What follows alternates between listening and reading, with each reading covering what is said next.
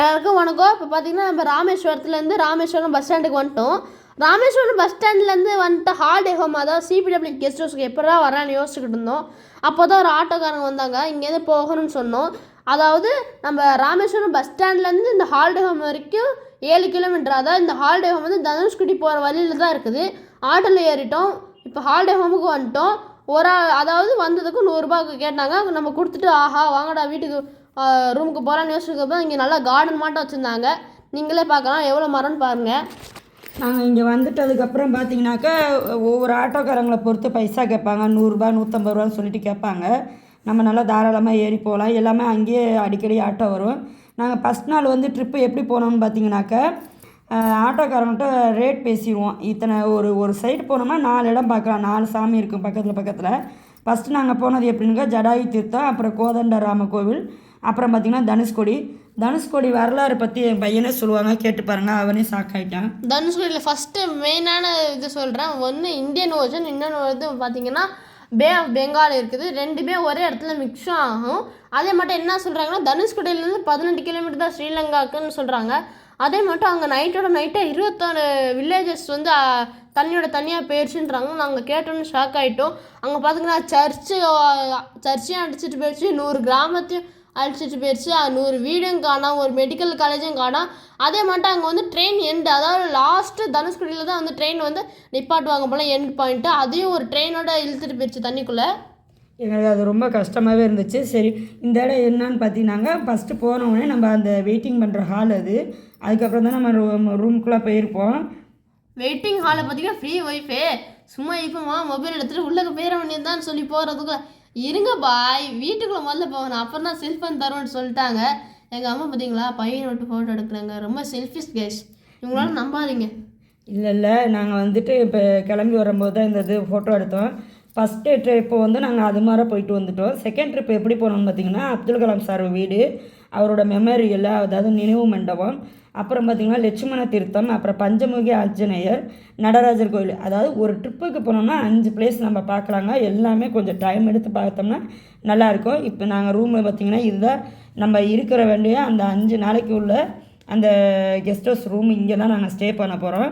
பார்த்திங்கன்னா டயர்டாகிடுச்சு, படுக்கலான்னு பார்த்தா எப்போ பார்த்தாலும் கேமரா வச்சுக்கிறாங்க. கொஞ்சம் டயர்டில் படுக்க விடுங்கப்பானா கேட்க மாட்டேங்கிறேன், கொஞ்சம் நேரம் விடுங்கனாங்க. பாப்பா எங்கே இருக்கிறாங்கன்னு பார்த்தீங்கன்னா பால்கனி. பாப்பா உனக்கு எப்படி இருந்துச்சு? சூப்பராக இருந்துச்சு பால்கனியில். சரி, பால்கனியில் உனக்கு என்ன வேலை? பாப்பா பார்த்தீங்களா, அதாவது பொம்பளை பிள்ளைங்க வந்து அங்கேருந்து அந்த சைடு வியூ பார்க்கறதுக்காண்டியே இப்போ பொம்பளை பசங்க என்ன பண்ணுவாங்க, எனக்கு எப்படா படுக்க விடுவாங்கன்னு நாங்கள் வெயிட் பண்ணிகிட்டு இருந்தோம். செகண்ட் ட்ரிப்பு அது மாதிரி நாங்கள் முடிச்சுட்டோம். அதாவது அப்துல் கலாம் சார் வீடுலாம் பார்க்கணும்னாக்கா நல்லா இருக்குது, ஆனால் வீடியோ எடுக்க விட மாட்டேன்ட்டாங்க. நினைவு மண்டபத்தில் அதே மாதிரி, ஏன்னா அவர் இன்டர்நேஷ்னல் லெவலில் புகழ் பெற்றவர் இல்லைங்களா, அதனால். அதுக்கப்புறம் தேர்டு ட்ரிப்பு நாங்கள் எப்படி போனோம்னு பார்த்தீங்கன்னாக்கா ராமர் பாலம். இந்த ட்ரிப்பில் நாங்கள் பார்த்தோம்னாக்கா குர்சிடல் பீச் போனோம், விவேகானந்தர் மண்டபம் போனோம். அந்த குர்சிடல் பீச் பார்த்திங்கனாக்கா போட்டிங் போகிறது, அதாவது ஒரு 10 மினிட்ஸ் தான் போக முடியும். ஒரு ஆளுக்கு 300 ரூபா, அதாவது ஒரு 15 மினிட்ஸில் போயிடலாம். அங்கே போய் பார்த்தோம்னாக்கா பவளப்பாறைகளை வச்சு என்னென்னலாம் பண்ணாங்க பிரிட்டிஷ்காரங்கிறத எக்ஸ்பிளைன் பண்ணாங்க. நல்லாவே இருந்தது. அங்கே போய் வெயிட்டிங் பண்ணாட்டா நம்ம வந்த போட் வரும்போது தான் மறுபடியும் ஏறிட்டு வர மாதிரி இருக்கும். அதுக்கு முன்னாடி என்ன பண்ணால் ஃபஸ்ட்டு நம்ம டிக்கெட் போட்டுடணும். ஒரு ஆளுக்கு 300 ரூபா டிக்கெட் போட்டுட்டு தான் விவேகானந்தர் நினைவு மண்டபமே நம்ம பார்க்க போகணும். ஏன்னா அவங்க வந்து ஒவ்வொருத்தவங்க நம்மளுக்கு முன்னாடியே டிக்கெட் ரிசர்வ் பண்ணவங்க தான் ஃபஸ்ட்டு போக முடியும். நம்ம எந்த டயத்தில் பண்ணுறோமோ அதுக்கப்புறம் கால் பண்ணுறேன்னு சொல்லுவாங்க. அதுக்கு தகுந்த மாதிரி வெயிட்டிங் பண்ணுற மாதிரி நாங்கள் நினைவு மண்டபம்லாம் சுற்றி பார்த்தோம். விவேகானந்தது அவரோட அந்த அங்கேருந்து அவர் வந்தவொடனே பாஸ்கர் சேதுபதி மன்னர் எப்படி வரவேற்றாரு, அவரோட வாழ்க்கை வரலாறு, அவர் எங்கெல்லாம் போய் மாநாடு பண்ணாருங்கிறதுலாம் அங்கே நல்ல ஃபோட்டோலாம் போட்டு வச்சுருந்தாங்க. ரெண்டாவது அந்த தியாகம் பண்ணுறதுக்கு மெடிடேஷன் ரூமும் அங்கே இருந்தது. அப்படியே நாங்கள் பார்த்துட்டு பாம்பன் பிரிட்ஜு போயிட்டு வந்தோம். பாம்பன் பிரிட்ஜ் வந்து ஏப்ரல் 6, அதாவது 6ஆம் தேதி எப்போ ஓப்பன் பண்ண போகிறாங்க. நம்மளோட பிரதமர் மோடி அவர்களே வந்து ஓப்பன் பண்ணுறதா சொன்னாங்க. இடம் அதனால் ராமேஸ்வரம் ஃபுல்லாக க்ளீன் பண்ணிகிட்டு இருந்தாங்க, நல்லாவே இருந்தது. அப்படியே அங்கே பார்த்துட்டு நாங்கள் ரிட்டர்ன் வரும்போது எங்கே பார்த்தோம்னாக்கா ராமர் பாதம் அந்த கோவில் நல்லா பார்த்துட்டு வந்தோம். அங்கே நல்ல ஒரு மாடிக்கு மேலே 2 இது, அதாவது ஃபஸ்ட் எடுத்தோன்னா ராமர் பாதை இருக்கும், அப்புறம் கொஞ்சம் மேலே எடுத்து பார்த்தோம்னாக்கா மேலே உள்ள அந்த விசிட்லாம் தெரியும். அந்த கோயில் முடிச்சுட்டு வந்துட்டோம். நெக்ஸ்ட்டு வந்து ராமநாத சுவாமி, அந்த கோவிலுக்கு வந்து ஒரு நாள் கட்டாயம் நம்ம அங்கே தங்கியிருந்து பார்க்கணுங்க. ஏன்னா பக்கத்தில் அக்னி தீர்த்தம்னு சொல்லி ஒரு பெரிய கடல் மட்டுமே இருக்கு. ஏன்னா ராமநாத சுவாமி கோவில்லையே அதோட நடப்பாதை சுற்றி வர்றதுக்கே நம்மளுக்கு டைம் ஆயிரும். அங்கே இருக்கிற இடம்லாம் தெரிஞ்சுக்கிட்டு நல்லா போகணுங்க. ஏன்னா அங்கே அன்னதானமும் இருக்குது. நம்ம நல்லா சாமியை நல்லா வேண்டிட்டு வரணும், லைனில் நிற்கணும், சாமியெல்லாம் பார்க்கணும். நடப்பாதையிலலாம் போயிட்டு வர்றதுக்கு நம்மளுக்கு ரொம்ப டைம் எடுக்கணும். அங்கே போகிறதுக்கு முன்னாடி ஃபஸ்ட்டு அக்னி தீர்த்தத்தில் போய் நம்ம ஸ்நானம் பண்ணிட்டு வந்துட்டு தான் அப்புறம் தான் இங்கே கூடி வரணுமே. இங்கே வந்தவொடனே நம்ம 22 தீர்த்தம் இருக்குது. அந்த 22 தீர்த்தமுமே நம்ம என்ன பண்ணுவோம், நல்லா அங்கே போயிட்டு நீராடிட்டு நம்மளுக்கு வர்றதுக்கு ஒன் டே ஆகும். நல்ல ட்ரெஸ் மாற்றுறதுக்கு ட்ரெஸ் எல்லாம் கொண்டு போயிடணும். கொண்டு போய்ட்டு சாமி பார்க்கும்போது ஈர உடையிலே போகக்கூடாது, அங்கே அலோடு கிடையாது.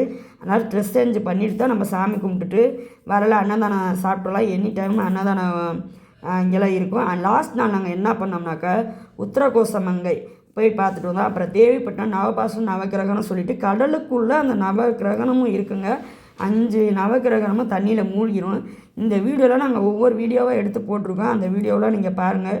எங்கள் வீடியோ பிடிச்சிருந்தால் லைக் பண்ணுங்கள், சப்ஸ்கிரைப் பண்ணுங்கள், உங்களோட ஃப்ரெண்டுக்கு ஷேர் பண்ணுங்கள், மறக்காமல் கமெண்ட் பண்ணுங்கள். ராமேஸ்வரம் போகிறதுக்கு முன்னாடி ராமேஸ்வரத்தை பற்றி கொஞ்சம் தெரிஞ்சுக்கோங்க. எங்களுக்கு வந்து ஆட்டோக்காரங்களே நல்ல கொஞ்சம் ஃப்ரெண்டு மாதிரி தான் இருந்தாங்க. அதனால் நல்லா நாங்கள் சுற்றி பார்த்துட்டு வந்தோம். ஆட்டோக்காரங்க நம்ம புக் பண்ணுங்கிற தேவையே கிடையாது. நார்த் இந்தியெலாம் வருவாங்க இங்கே கெஸ்ட் ஹவுஸுக்கு. அவங்க இறங்கணுன்னே நம்மளே அவங்கள்ட்ட கேட்டு நம்ம பிக்கப் பண்ணிட்டு போயிடலாம். லாங்குவேஜ் ப்ராப்ளமே கிடையாது. நம்ம தமிழ்நாடுனால நல்லா சுற்றி பார்க்கலாம். நம்ம நல்லா ஸ்டே பண்ணி நல்லா பார்த்துட்டு சாமி தரிசனம்லாம் பார்த்துட்டு வேண்டிட்டு வர்றது ரொம்ப முக்கியங்க. நம்ம இங்கே ராமேஸ்வரம் வர்றதுக்கு முன்னாடியே ராமாயண கதையை பார்த்துட்டு வந்தோம்னா உண்மையிலுமே நம்ம நம்பலாங்க.